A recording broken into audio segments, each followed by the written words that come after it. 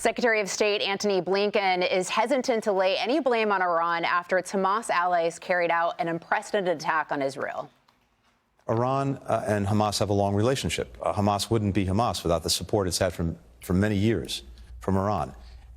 In this moment, we don't have anything that shows us that Iran was directly involved in this attack and in planning it or in carrying out, but that's something we're looking at very carefully. Blinken is also trying to make it clear none of the $6 billion in unfrozen funds back to Iran went to the terrorist organization.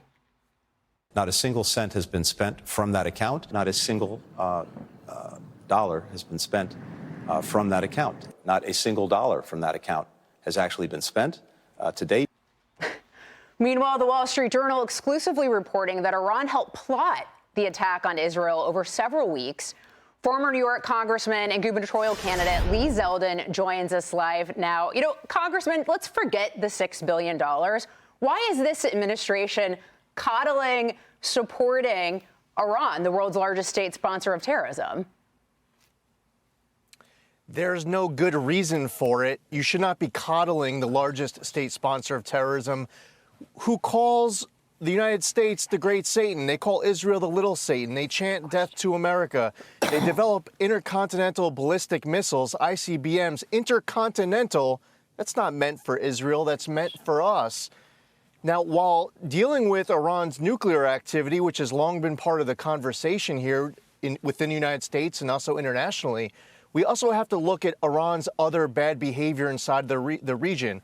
Overthrowing foreign governments, sponsoring terror. Hamas is an Iranian proxy.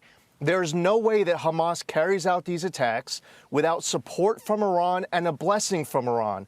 Now, if anyone wants to really be skeptical of this position, I would say just go to Iran's supreme leader's Twitter account. In his own words, with his own postings. This is something that they are actively involved with and encouraging with this operation. So it's very naive. And to answer your question, there's no good reason at all to do it if you want to protect American interests at home and abroad. Lee, this is Joey. I want to get your take on this. You've served in Congress. You understand the dynamics at play. None of this is severed from politics. We have presidential candidates weighing in, critiquing this administration.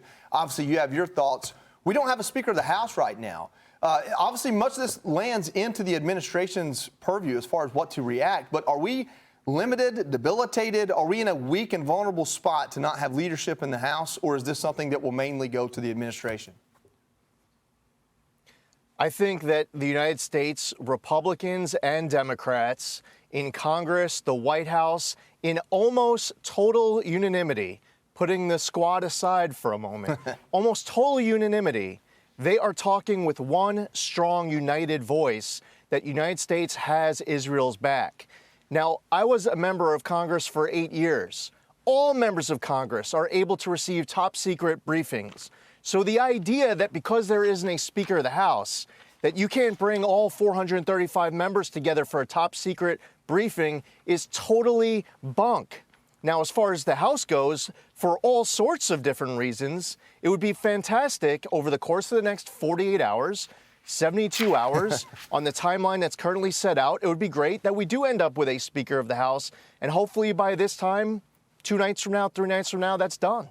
Congressman Zeldin, Lauren Simonetti here. I hope we can get our act together in Congress, but do you think the squad, if you will put handcuffs on President Biden, who right now says that there is latitude for Israel to respond as they need to? But will there be freedom of action for Israel to respond against Hamas and Iran as they need to? Or is he going to handcuff them a little bit by starting to condemn the violence? Oh, listen, I think it's important for the entire Democratic Party, for President Biden and the White House, for everyone else in Congress to clearly and unequivocally be slapping down the rhetoric that's coming from people like Rashida Tlaib, who, by the way, just a few hours ago put out a statement. There's no reference of Hamas. There's no criticism of Hamas engaging in rapes, in kidnapping, or executions. There should be no moral equivalency done, and we can be an honest broker in order to be a neutral arbiter, calling balls and strikes fairly here. the Democratic Party should know whether it is for their own domestic politics or, most importantly, just on the merit of the issues itself. They need to crush this caucus, which fortunately is still a very small voice inside of that Congress. It's great to see so many other members of the House and Senate on the Democratic side speaking out in a clear voice, the United States and Israel standing shoulder to shoulder. Lee, it's Griff. You're talking about the rhetoric and Tlaib's statement and Cori Bush calling for the U.S. to end the U.S. support for the Israeli military. But let me just ask you, because I tweeted this about an hour ago for our viewers, that for context, at a death toll of more than 700, this is the largest number of Jewish people who were killed because they're Jewish since the Holocaust, the single deadliest day since the Holocaust. Why isn't the White House harping on that? Why haven't they led that message? And why haven't we heard anything about that from our leaders? I'll tell you honestly, I know that the White House pays attention to all sorts of different networks. And I really hope that they listen to what you just stated, and it immediately sparks an internal conversation, because you are absolutely right. This is the largest attack on Jews since Nazi Germany. And it is important for us to understand that this is Israel's 9/11.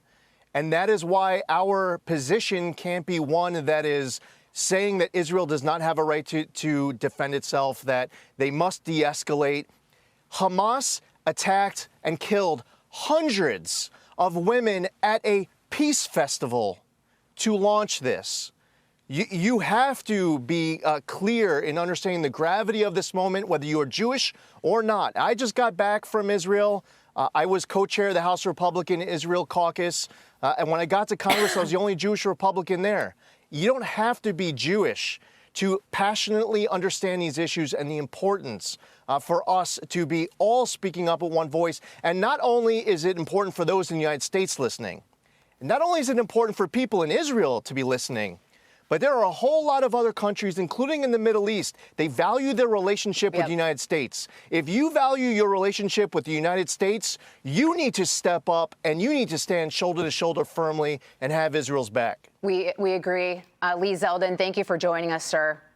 Appreciate it. Hey, Sean Hannity here. Hey, click here to subscribe to Fox News YouTube page and catch our hottest interviews and most compelling analysis. You will not get it anywhere else.